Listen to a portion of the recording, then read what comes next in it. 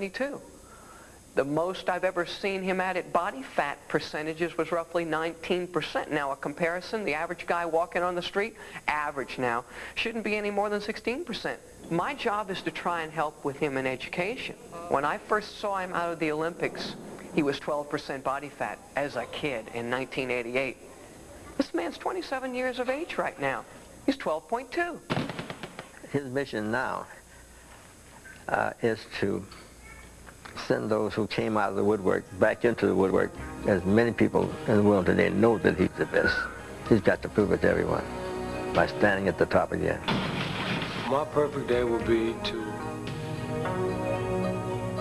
reproduce what I did in the first Evander Holyfield fight, becoming a heavyweight champion of the world. That's the only thing I think about. That's the only thing I want.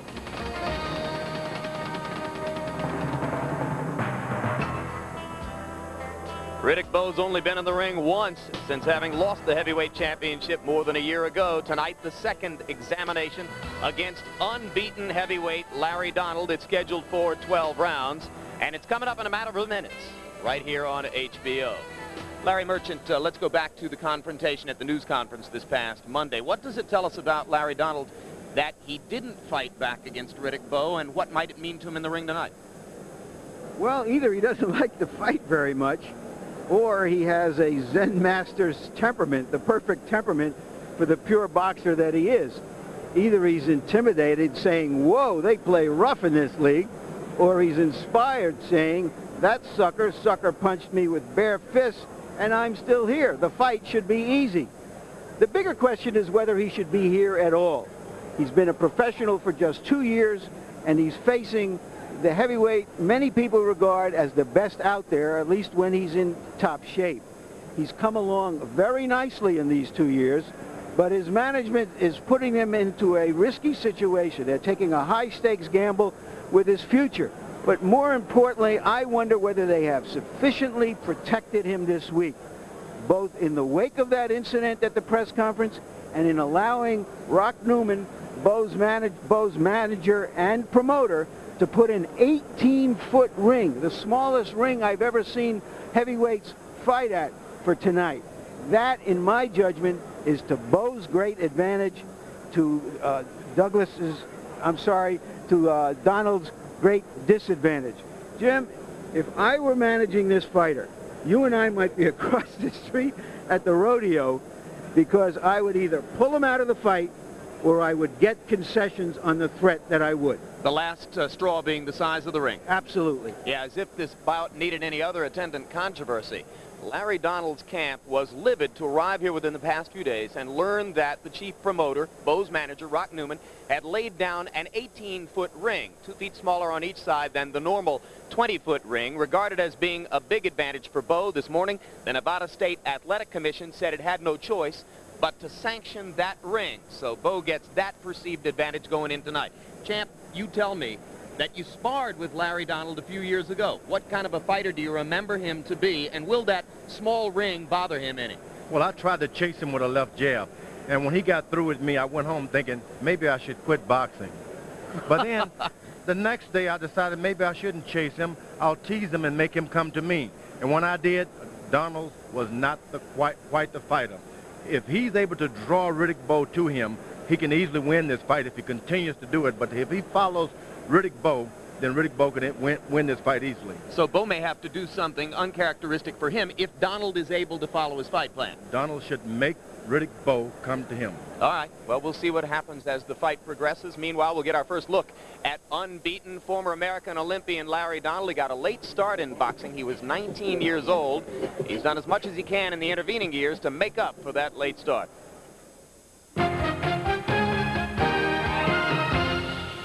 What's happening to the heavyweights? Did you ever believe Lennox Lewis would lose to Oliver McCall?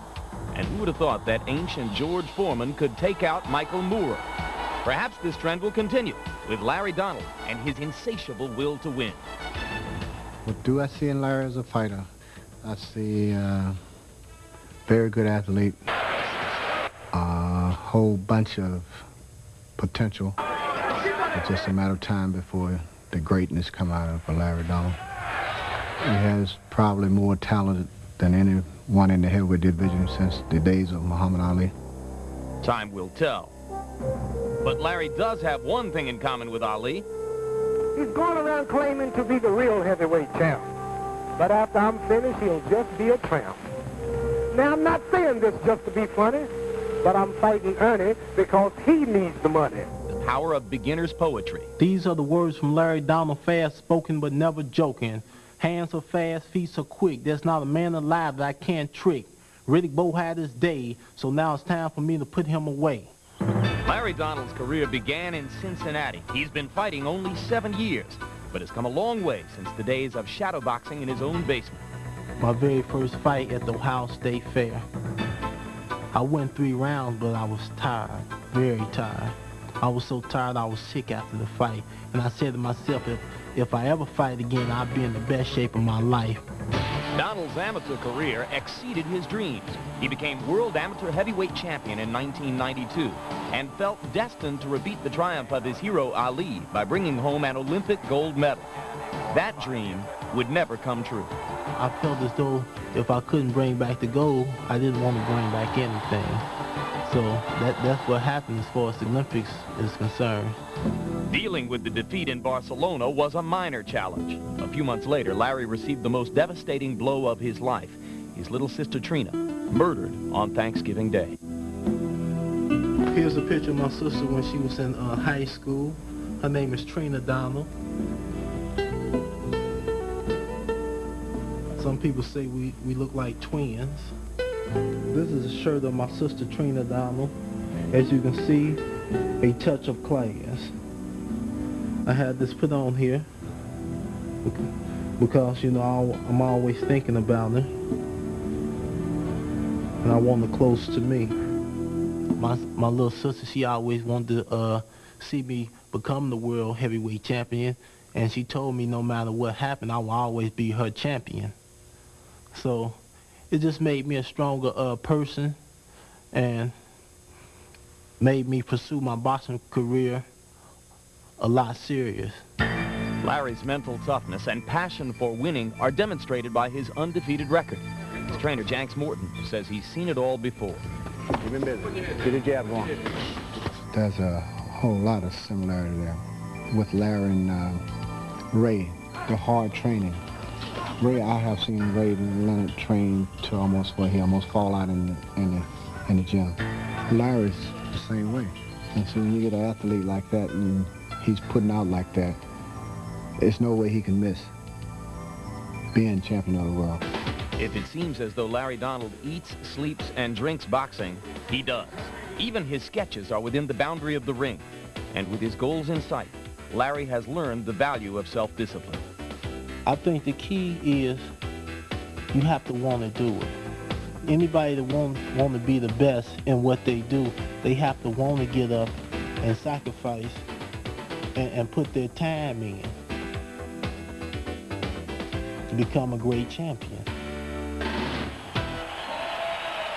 We bring it back live to ringside in the inside arena in back of Caesar's Palace, and you look at the tail of the tape. If you follow the sport only casually, you might be stunned to note that Larry Donald is the older of the two fighters by a margin of months over the former heavyweight champion Riddick Bowe.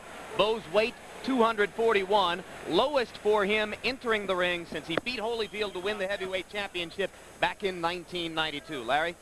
Apparently he trained hard and beat that newly discovered fat gene we've heard so much about.